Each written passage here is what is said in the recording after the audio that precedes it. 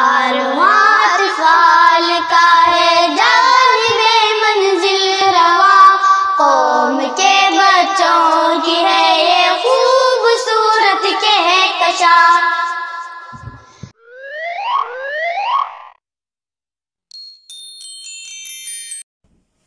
السلام علیکم ورحمۃ اللہ وبرکاتہ۔ میں کیا بنوں گا؟ میں حافظ قرآن بنوں گا۔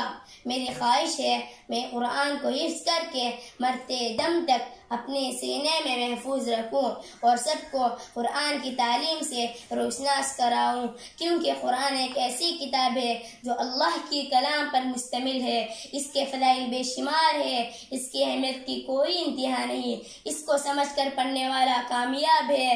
معزز سامعین، اگر ہم قرآن کو سمجھ کر پڑھیں گے اور فکر کریں گے کہ اللہ کیا کہتا ہے اس قرآن میں، تو یہی قرآن میرے لیے، آپ کے لیے کل قیامت کے دن سفارش کا ذریعہ بنے گا۔ غور کرو میرے دوستو، کسی کی بھی اتنی ہمت نہیں ہوگی کہ اللہ کے سامنے جا کر اس کی سفارش کرے، تو یہ قرآن اس وقت ہماری سفارش کرے گا۔ اپنے رشتے کو جوڑیے میرے دوستو، اللہ کے لیے اس قرآن سے جائزہ لیجیے اپنی خود کی زندگی کا کہ میرے کتنے ایسے دن گزر گئے جس میں میں نے قرآن کو کھول کر نہیں پڑھا۔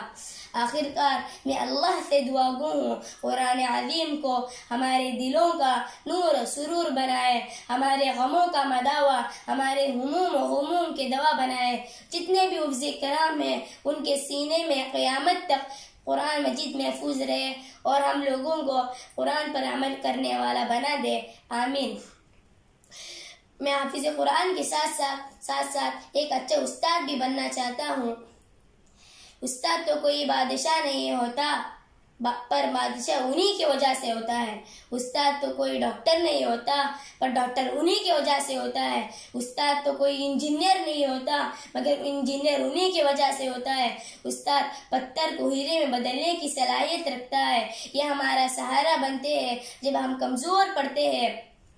اس لیے میں حافظ قرآن کے ساتھ ساتھ ایک اچھا استاد بننا چاہتا ہوں تاکہ سب کو دین و دنیا کی علم سکھاؤں۔